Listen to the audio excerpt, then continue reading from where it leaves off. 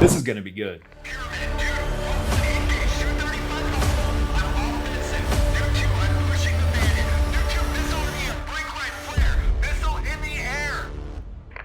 Yo, what up, Jet Team? Welcome back to the channel. I've missed you, but if you haven't been here before, my name's Ryan. I'm a former F-15E combat fighter pilot, F-16 Thunderbird pilot, and current commercial pilot. Someone on my Instagram asked if I could break down F-18 versus SU-57 in a Top Gun 2 scenario. So ask, and you shall receive, my friend. But before we get going, if you would, just dominate that like button, maybe even subscribe. Every time you like and subscribe, a Super Hornet somewhere out there gets its wings or something like that. Let's dive into these dogfights. Here we go. Hey guys, welcome back to another video. We are in the Top Gun 2 Maverick F-18 Super Hornet. And those of you who have seen the movie will know that Tom Cruise says that the F-18 cannot dogfight the Sukhoi 57. And if it does, oh, we're all going to get killed. Well, is he right or is he wrong? We're going to find out here today. We're going to dogfight the Sukhoi 57. So I like to say it's not the jet on the man, it's the man in the jet or woman in the jet, because ultimately it comes down to proficiency, especially when you get within visual range. So BVR means beyond visual range. So yeah, Su-57 with its advanced ASA type radar is probably going to pick up an F-18 way far out and have first launch opportunity. It's called flow. However, if you get within visual range, that's when it really becomes the man or the woman behind the control stick. I mean, in Top Gun Maverick 2, he shoots down a Su-57 with an F-14 with guns, right? So it can happen. It's not impossible. So I don't like to make blanket statements of, well, the Su-57 is always going to take out the F-18, like apparently how Tom Cruise did. But at the end of the day, there's so many variables, so many different factors. So let's see what happens. And see if Pete Mitchell, or Maverick, is correct about the Su-57's capabilities and exactly how dominant it is versus the Super Hornet. And into the merge here, and I'm going to go for the vertical. I love that they're using the HMD. I mean, when it comes to using the helmet mounted display in the F-18, I'm telling you, this thing is just so capable. The Su-57, I believe, you can correct me if I'm wrong, it has a heads-up display because essentially they're copying like the YF-22 or the YF-23. So I don't believe it has an HMD, but having the HMD in the F-18 is massive. And the last time I had a dogfight versus the F-18 Super Hornet, I was in an F-15E. We both had HMDs. So it kind of leveled the playing field because you can get these high off bore sight shots. And I mean, being able to look behind you, look over your shoulder like we're looking at right here, lock on, or get something happening to where your radar is gonna then send some information to your AIM-9X. Just a nice place to be, having that HMD. As he tries to force the one circle. And I think with 5th gen fighters, they're essentially always going to force a one circle because they have so much ability to turn and put their nose on. I mean, why would you? You're not going to just try to outrate somebody when that could potentially equalize the playing field. What we always like to say was never go into a fair fight, never create a fair fight. And that's kind of the motto of the US military, the Army, the Marines, the Navy, the Air Force, and the Space Force. I didn't forget about you, Space Force. You're still on my Christmas card list. I still love you. But when it comes to a fair fight, that's something that you want to avoid. You never want to go into a fair fight. So let's see how it goes. And go ahead and get a lock. He's got a Fox 2 off. Fox, oh, that misses. So obviously some good flaring happening by the F-18 right now for that to miss, because that's going to be a high PK, which means probability of kill shot. Now, if you can see the pattern right now coming out of the Su-57, they're doing a good job of flaring as well. It's going to be really hard at this point in space for this Super Hornet to get their AIM-9X to lock on, but let's see. Lucky to have missed that. Fox 2 from me. His second missile misses, mine misses. I like that shot though. That's a really great Fox 2 shot. I mean, there's flares, but they're not in the field of view of the seeker. It looks like the seeker is actually locked on to the aircraft. You gotta be very careful because if your seeker locks onto a flare and you shoot, boom, you've lost a missile. So I think this AIM-9X would track. That's just my personal opinion, but let's see what happens. Misses. Okay, it missed. And he's got the high ground, which means I'm in a very bad situation here. Fox 2, and his missile is tracking my ship. Ouch, okay, that's gonna leave a mark. That's gonna hurt, but I like that this F-18 pilot got their Fox 2 off prior to taking one right in the dome. So, condolences. So again, lots of good preemptive flares. I mean, I'm surprised that Fox 2 misses, but at the end of the day, these Fox 2s should be very comparable, whether they're coming off of a 5th gen jet or a 4th gen jet. So if they're both preemptively flaring, that should have been a mutual kill, in my humble opinion. I like the dramatic zoom in on the SU-57.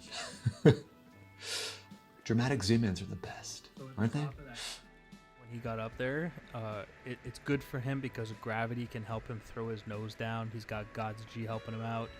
And on top of that, he has thrust vectoring, 3D thrust. So having God's G helping you out is good, but if you're both pointed at each other, firing a missile uphill is not going to be a disadvantage. But yeah, when it comes to follow-on dogfighting, then yeah, for sure. He is a 5th gen, like they say in the movie. And the one circle fight is definitely something he favors. Again, 5th gen fighters are always going to favor one circle fights. Lock on him there.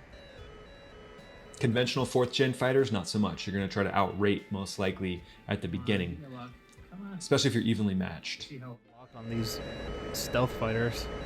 So it's not really the stealth fighter, it's about the heat signature. So the Su-57 actually, if you look at their engines, they're not exactly 5th gen engines. They're the same type of engines you'd see like on a, I don't know, probably a Su-33 or Su-35 or something like that. So the Seeker itself is locking onto the heat signature. Now, if it came to like radar lock on, like you're shooting a semi-active radar missile, that's when it might get weird.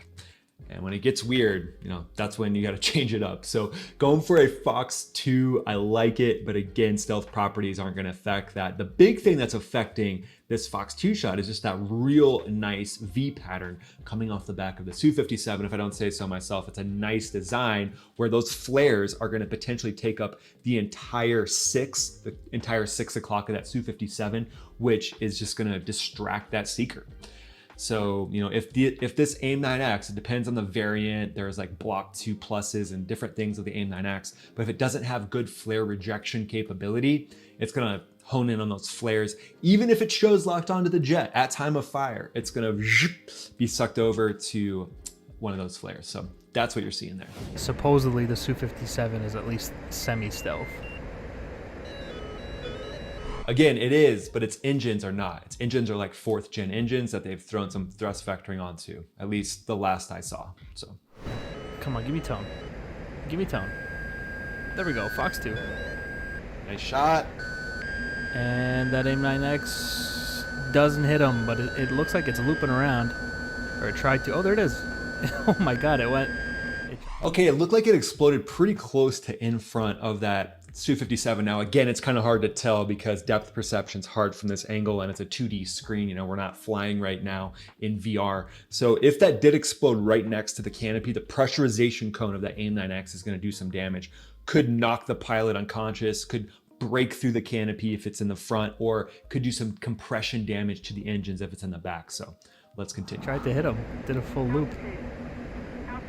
I'm seeing some pretty serious losing cues here. Oh, yeah, so this is a jink picture right here where he's about to put guns on. So for me, I would be thinking, okay, roll out, plug it into max AB, unload, and then wham, I would just do a quick jink to get out of a guns a plane solution, right? Oh, he's just taking that 6. We're gonna reverse this turn here.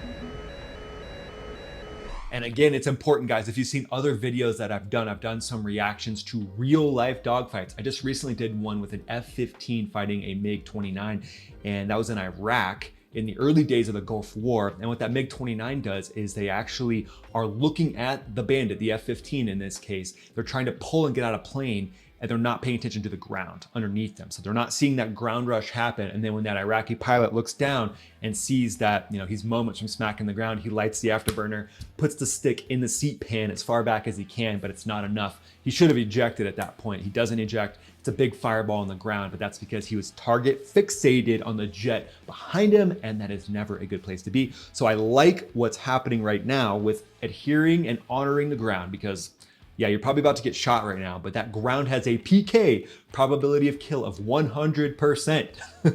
Whereas you could potentially dodge and jink away from some bullets. And again, they say your last flare is ejecting. So at this point, I might be thinking, if I'm low on airspeed, right above the deck, give it one more good college try to get your nose on. If you can't, if you see another missile coming at you from that Su-57, probably time to launch that last flare, which is your ejection. Godspeed. All right, we're all counting on you. Let's see how it continues. Not much else I can do, quite honestly. Looks like he's just having some fun now. Oh, guns. He's trying to gun me instead of using missiles. That's okay, he's overconfident. Maybe we can make him pay for it. And again, if I see a pilot being overconfident, I think right now the Su-57 is just it's a sporting chance, right? But if I see something like this happening, what I'm gonna do is I'm gonna plug it into max AB. I'm gonna become a skinny jet. So I'm gonna unload and roll. I'm gonna essentially stop turning with him if I can. Get into max AB, unload, probably as close to the deck as I can get, probably 30, 40 feet off the deck. There's trees there as well, so you've got to be aware of that. Max AB, unload, and then get some airspeed back and try to get a little bit into the vertical. And then once I have a little bit of vertical space away from that Su-57, then I'm gonna think of a jink, which I can then potentially turn into a reversal.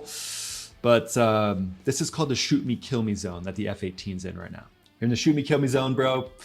Not looking good. Let's see how it goes. He's got to work on his gunnery a little bit. Come on. Come on. Nice. Nope. Oh, not again. Well, it's going to happen, right? But I like that. It gave him, he had a sporting try. Like he was actually in a position where he could have maybe shot him, especially with his HMD. So, hey, gave it a good college try. I like this last move here where he's turning, gets a quick solution. He might have been able to get a Fox 2 off and got a mutual kill. But again, the Fox 2s that are being shot by the Su-57, they're not being pulled away by the flares. So need some better flare capability, or actually a different setting. Because flares can have a different setting. There can be different countermeasure settings you use, where it puts out a ton of flares, or it just puts out a few, or it puts out chaff and flares simultaneously. Having a weapon systems operator in the back seat is huge because they can be looking behind, seeing what's going on, and then do the appropriate countermeasure response. So that's a disadvantage that this Super Hornet does not have a backseater. Turns out the Sukhoi 57 actually may be a pretty formidable foe, even for the Super Hornet. The Hornet is one of the aircraft out there in the world who loves the one circle and is tremendously good at it. Absolutely. And I think the Su-57, it's like a 4th gen plus jet is what I would call it, where it has some 5th gen capabilities, but really it's just a really good 4th generation jet. The Super Hornet, to me, one of the coolest jets I've ever flown in. Got to fly in one in Fallon, Nevada. I was in the back seat. Just a really stable aircraft, something that you can just kind of rip around at low speeds. And again, that's why you see the Blue Angels, tucked in 1.5 feet away from each other, but they're at a slower speed. So they're operating with more ability to maneuver in that slow speed regime than the tried and true, my first love, the Thunderbirds. They're faster. They're going to be moving faster across the ground, but they need to be a little bit further apart because they're not as good at slow speed maneuvering. And if you're good at slow speed maneuvering, boom, what he just said is true. You're going to want to do the one circle. So same with the 5th gen, you're going to want to do the one circle as well. So let's see how it goes. And to see it losing the one circle to a Sukhoi 57, with the thrust vectoring and all that, it really puts into perspective exactly how strong that thing is. Definitely is a technological gap, at least when it comes to dogfighting, between the Sukhoi 57 and the Super Hornet. And I wouldn't even say technological gap. I think it's just a function of, if you look at the deflection that like the vertical stabilizers can do on the Su-57, it's like the entire vertical stabilizer moves. So it's just an adaptation of flight controls. It's like 5th gen flight controls versus 4th gen flight controls. But maybe, I think that's what he's getting at. So I think he's kind of spot on. I'm not quite sure what I can do about it. I think I'm just desperately hoping that my AIM-9X will, find a target. Okay, so here's what I would do about it. Going into the merge, I would take a high angle gunshot, throw that Su-57 pilot off of their game. And then as I take that gunshot, I would prepare for a lead turn in which I'm still watching that Su-57 because they can essentially do a Cobra maneuver in the horizontal, not the vertical that we're used to seeing, but in the horizontal. So I would watch and make sure they're not doing that in the horizontal to basically stop their jet as I do a lead turn, because if they do that, then I'm gonna roll out right in front of them. I would watch them, see what they do, and then I would try to go one circle with them where I would just bury the stick into the seat pan. Literally bury the stick. And that's what we would say in the F-15E as well. And you get one shot, baby. And you could potentially do some sort of an oblique turn where you're using asymmetric G-forces to put yourself in a position to then take the shot. That's what I would do when I was dogfighting Vipers. You got one shot, F-15E versus a Viper. That big beast strike eagle, that mud hen, that thing bleeds off energy like crazy. Shut it off! It will stabilize! It's under control! But if you can get that one turn in, you get one shot. And that's how it would be with this F-18 in this 5th gen scenario. Let's see how it goes. Here. And F-18, I think I might have said F-15. I can't remember. Here we go. Into the merge here. And one circle. I'm actually somewhat equal with him. Give me the lock. Nice, you got some winning cues there. And splash one. Nice, dude, yes. Sukhoi 57. So that's where it's at. You get that one move. You make that one aggressive move. You get a picture like that. Ejection. Dude, you gotta take that shot just like you did. Strong. Well played. But you could. And as you can see, he's getting slower now, 90 knots. That's okay. The Hornet is really good at maneuvering in that type of regime, especially if you're getting your nose on. It's all about a nose position fight. Nice shot right there. We see the fireball. As a pilot right there, you're gonna be like, whew, all right, but where's his wingman? Where's the next one coming from? That's kind of how it was in Top Gun Maverick too, right? They're not operating as singletons. Usually 5th gen fighters are gonna be operating in 2 ships. Now, here we go, round 4, let's see how it goes. That last missile connected like that. Just, you know, the angle at which I launched the missile didn't have to do a lot of turning in order to hit him. It's almost as if I was right on top of him and I fired it into the top of his head. So it was perfect. And a big part of that too is if you're firing kind of straight on, maybe there's more of a chance for that AIM-9 to not get as distracted by the flares. If the flares are making a big pattern across the ground, it just gives more stuff for that seeker to look at, more heat signature. So if there's less, there's 2 things happening there. So less distractions for it, but also less heat from the engine. So again, these AIM-9Xs are impressive and they can do some pretty amazing things like you just saw. To get that opportunity again, I think is near impossible. It may be extremely unlikely. So you gotta get mad, bro. You gotta be like, Su-57, what? You dated my mom? Don't talk smack about my mom. You gotta get mad, dude. Make it personal. I would do these kind of things during dogfights because you know what? It's a knife fight in a phone booth. There's no rules. You know, I'm gonna hype myself up every single time. And I'm gonna tell myself going into the merge that I'm taking you to school, baby. Don't you ever date my mom. I'm not really sure what my plan is for this one. Looks like he's below me. I'm kind of fast here.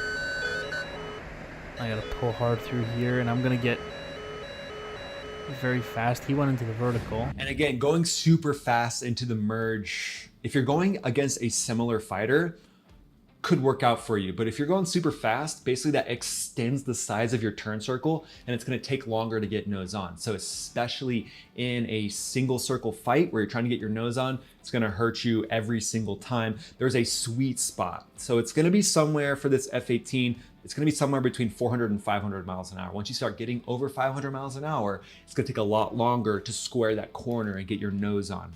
For a 5th gen fight, you don't wanna be faster than that. I should have gone vertical with him. Maybe if I can get tone here. You definitely should have gone vertical with him. I mean, if he's going vertical like that and then you go down, now you're just extending this range between you and this superior fighter where they're gonna have more distance, more WEZ opportunities, weapons engagement zone opportunities. So don't be afraid to change your game plan, guys. You're going into a merge and you see him go up. If you're thinking of going down, you might need to change that because now you're turning it into a two circle, which you're gonna lose. So if he goes up, maybe think about, all right, maybe he's lost sight of me. And in these Russian fighters, that's one of your big advantages is their rearward visibility is not great. And honestly, you might not know this, but Russian pilots do not train defensive. Their motto is, we will not become defensive, you know? And in my mind, I'm like, cool, that's what I want you to think. Fox 2.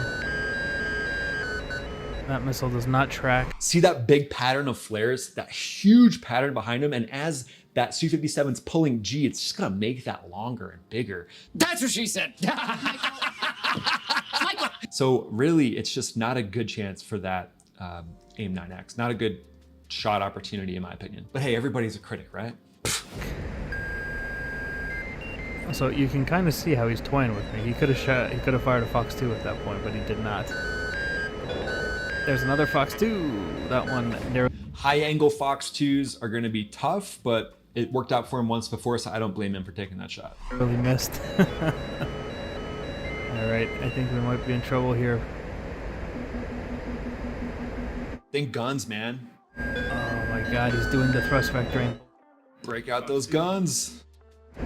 Yeah, see, I would not take that Fox 2 shot there because it's essentially trying to square a corner that's never gonna be able to square.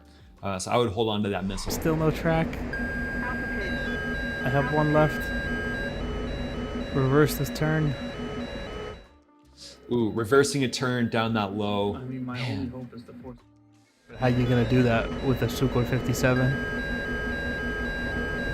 The big thing here that could happen is if the Su-57 loses sight, because there's clutter with the ground and then there's that jet. So if the Su-57 loses sight, you've got a chance to regain some energy, but we'll see. Oh my God, that thing is a flying UFO. It's called UAP, bro. They changed it up on us. Can't believe they changed it on us. I got a video coming out about UAPs though and some encounters that I've had with them. So check that out if you're interested. Come on, give me luck. He's got good turning room right now above the Su-57, which I like. Oh, if I roll any more, I'm gonna hit the ground here. Good awareness of the ground. Great awareness. If this was my student right now, I'd be like, hey man, you know, you're not gonna be able to do much about that jet behind you, but I like that you're adhering to the deck and you're not, you know, crashing underneath the hard deck. In training, that would be an altitude, right? That'd be like 3,000 feet AGL. Don't go below 3,000 feet AGL. And I want awareness on that. And here it's obviously more obvious because you get ground rush. Ground. But it's good to have awareness of that. I really like that. Okay, oh, that's not good. Oh yeah, nice. All right, punch. Nice. Okay, cool. He was still able to get out. Now, one of the things you might have to do in this scenario is time your ejection, which is crazy to think about. But if your jet gets shot and you're upside down, maybe wait a second until your jet rolls back again, and then you can pop out there. I would much rather eject right side up, at that altitude, because ultimately, if you don't, now you're just risking your ability to stay alive on the rocket motors inside those seats, which you usually need about 150 feet or so if you're fully inverted for that rocket to shoot you out and then put you right side up. Otherwise, yeah, that's gonna be a rough one. So there you go, guys. Hope you enjoyed the Su-57 versus the F-18 Super Hornet. For the Super Hornet, I will say one of the best jets I've ever flown in. Just really enjoyed my time in the backseat of that thing. And then I didn't enjoy my time dogfighting that thing. Really good at slow speed maneuvering. And again, having a 4th gen F-15E versus a 4th gen F-18, you know, most likely the F-18 is going to pull that one off if there's a proficient pilot just because of its slow speed maneuvering characteristics. So let me know in the comments below if you like these DCS breakdowns. I'll keep them coming at you if you would like. Before you get going, if you would, just dominate that like button and maybe even subscribe. Every time you like and subscribe, a Super Hornet somewhere gets a stick put back in the back that was chopped off. Something like that. Thanks for being here, guys. Most of all, hope you have a great day. See you in the next video.